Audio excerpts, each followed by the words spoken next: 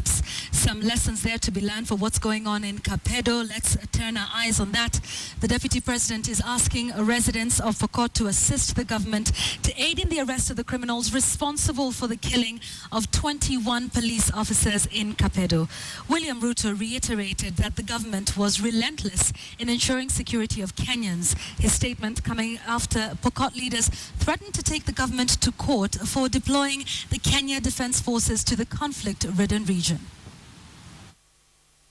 And want to use pastoralism as an agent of wealth creation and not death and destruction. That is what we want. Indeed, the Deputy President talking tough there and urging for peace and security.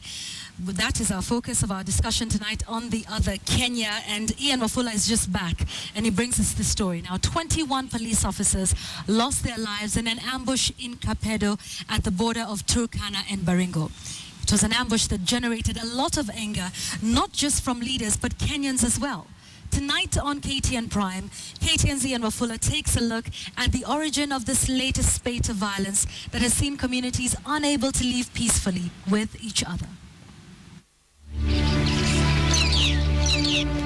It was a turmoil of events, the intensities increasing at every occurrence, leaving at least 3 dozen people dead, hundreds displaced, and an increasing bitter relationship between two warring communities.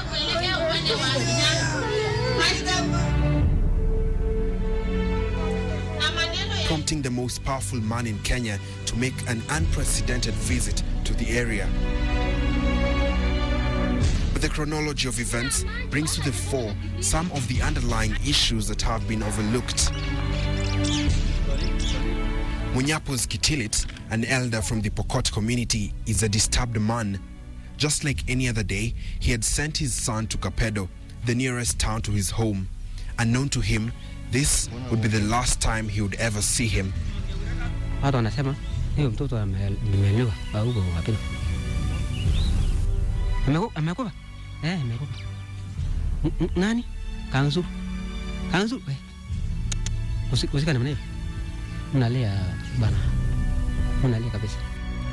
His son was slaughtered in broad daylight on the streets of Kapedo.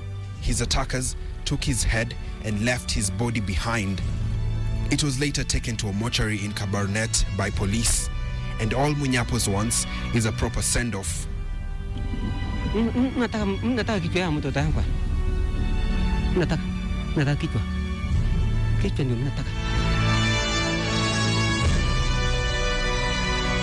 The alleged actions by the men from the Turkana community in Kapedo are said to have fueled the recent conflict between the two communities, a conflict that has lasted for years now.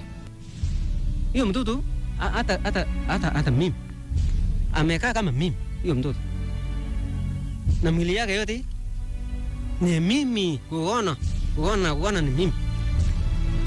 the burning of the van transporting KCSE papers, followed by the killing of 3 GSC officers and 2 civilians on their way to Kapedo, leaders Asman Kamama and John Lonyangapo held a meeting with a section of Pokot community.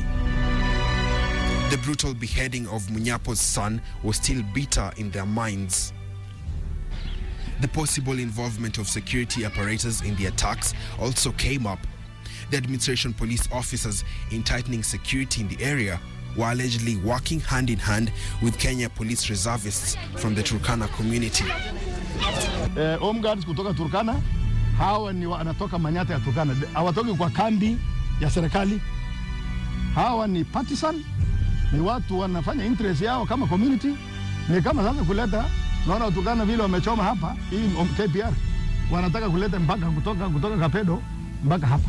Ajabu ni kwamba hakuna KPR yenye iko tayari hata mmoja, watu 1136. Hakuna local police reservice yenye nalala na nyinyi, hakuna. Lakini wale wa ndugu zenu wako na bunduki ya serikali zaidi ya 400.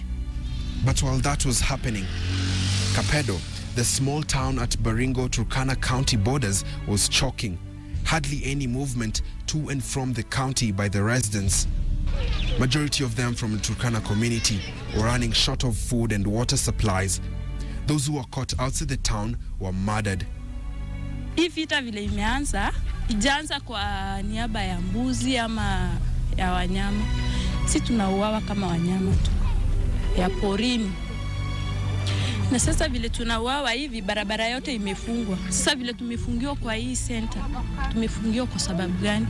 Kwa sababu ya siasa.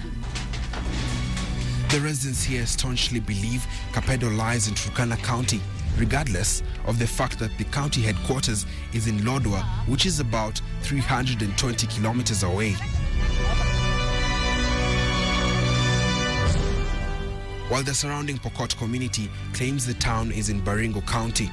Tutakufia hapa kama ni wameamua sisi tukufa. Sisi hatuna haja kama askari wameuawa, hata sisi tutakubali kukufa, lakini hatutoki kwa hii Kapedo. Hapa ni Turkana, hatuwezi toka kwa hapa. Hapa ni kwetu. Nimesaliwa hapa.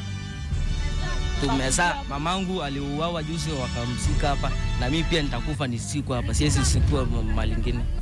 Kile matumizi ya serikali yote tunapata kwa Turkana County. Hakuna ile tunapata Baringo. Ni barabara tu ametukaza Turkana, hata sasa ni shida hapa njaa. Hata ukiingia sasa kunywa chai ni turungi. Ametukaza Turkana Marigat kwenda kununua chakula. Tukienda magari askari inapigwa. Kwa sababu ndio inatusaidia. By this time, Inspector General of Police David Kimayo had toured the area. He held a baraza in Chemolingot Center, which is 40 kilometers away from the bone of contention, Kapedo. Ndio hapo mambo iliharibika, ambayo ingekutanisha viongozi wote local, yani leaders, akina DC na wazee elders, na kusema solution ni gani. Mambo ikakuwa hata wale wakienda wakiona mtu tunapiga risasi. It wasn't until the 31st of October 2014 when suspected Pokot bandits ambushed and killed 19 administration police and 3 civilians who were on their way to tow the police vehicle that had been burnt with KCSE papers that the magnitude of the conflict got the government and indeed the nation's full attention. The officers had sent a distress call during the ambush, but no reinforcement was sent their way. Eric Mugendi, one of the 2 survivors of the ambush, was rescued from the scene about 27 hours later. Lucky to be alive, a bullet missed his face by a whisker, while another hit him on his hand. Mimi tu nilitake cover tu. Ni bahati ya Mungu yani. Siwezi sema ati nijisaidia. Hapo hakuna mtaro, tulikuwa tumekaa tu yani round. Lakini sasa ni bahati ya Mungu tu yani. Kwa sababu kila mtu alipatikana, tulibaki tu watu wawili. Usiku mzima ulikuwa unalala? Usiku mzima ilikuwa tu ni kujifanya tu umekufa kwa sababu walikuwa wanakaa pale wakizunguka. Hours later, President Uhuru Kenyatta toured the area, held separate meetings with both Pokot and Turkana communities. The Pokot elders openly admitted it was some of their youth who were responsible for the ambush and asked for 2 weeks to return the stolen firearms. Na najua nia yao ni njema, lakini nataka niseme hivi, mimi silaha hizo ambazo zilichukuliwa kutoka hawa askari, mimi sitaki kungojea wiki mbili, nataka zirudishwe leo. Lazima mnajua wako wapi. But one curious excuse emerged from these deliberations. While asking for forgiveness from the president, the elders pointed out that the bandits had mistaken AP officers for KPR, as if to suggest it was right to attack the reservists. Makosa ile imetendeka hapa mtukufu rais. Mama anasema, vijana wanasema wanafikiria ni jeshu wameingiana na KPR, wanafikiria kwa sababu wanakanyaga ile viatu ambayo inakaa kama ya watu reserve, hawaji wako pamoja, hawajulikani kama gani ndio jeshu, gani ndio KPR. Hapo ndio makosa ile imetendeka. Kama ingekuwa serikali hawangefanya makosa kama hiyo. Mambo ya KPR, Mheshimiwa Rais, here ilikuwa ni impunity to end here. Tulikuwa na KPR hapa mpaka 96 wana usonge. Zikatolewa. Yule mtu alitoa KPR hapa 96 ndio ameleta hii. Kama mtu ni KPR, kama yeye ni askari, hata kama mimi ni mama wangu, niko na maisha nilipatiwa na Mungu. Na haifai mtu atoe maisha ya mwingine. Hawa watu sio enemy, hawa mabudu jo. Hawa ni ndugu zenu. The elders once again asked for the boy's head, citing how they had been angered by the actions of the other community.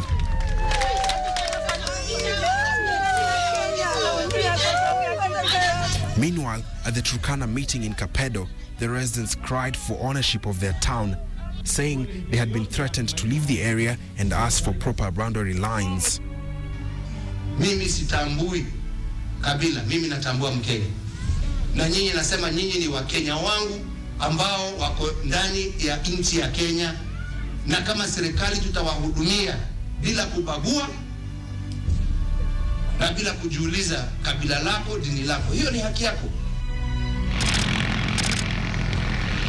The coming week would see KDF move into Kapedo for a disarmament operation after the one-day ultimatum by the president had elapsed. But even this action was cause for debate over whether this show of might would yield results. But this did not stop the operation from going on. In fact, shopping centers like Chemolingot and Tangul Bay were allegedly raided by GSU and AP officers, leaving houses torched, shops looted, and 31 injured. Puzzling the residents even more, as they claimed they hardly knew what was happening in Kapedo, let alone where the firearms were. Chemolingot town, for instance, is 40 kilometers from Kapedo and is also the last town with any communication network. Walikuwa wanachapa mtu akiwaambia wapi fulani wanatacha watu wenye waliuliwa, wanachapa anaambia wapi fulani wanakanyaga wanaua na alafu baada ya kuacha mtu akakuja kwa mlango yetu wanakonga mlango ni Juma ifunguki, wakakuja kwa dirisha kutingisa dirisha hivi imekuwa ngumu, wakakonga fio yote, tukienda kuangalia sasa hivi fio imejaa chini, imejaa nyumba. The Kapedo boundary has been a dispute for years now. Both communities in the area remain armed. Schools and healthcare facilities are scarce. Banditry continues to grow in popularity by the day. The firearms surrendered were without ammunition, and the Munyapos family have until now not been able to bury their son. Until such a time when closure to some of the issues in the communities is sought, what we are looking at is the endless push and pull cycle it has been. Ian Wafula, KTN.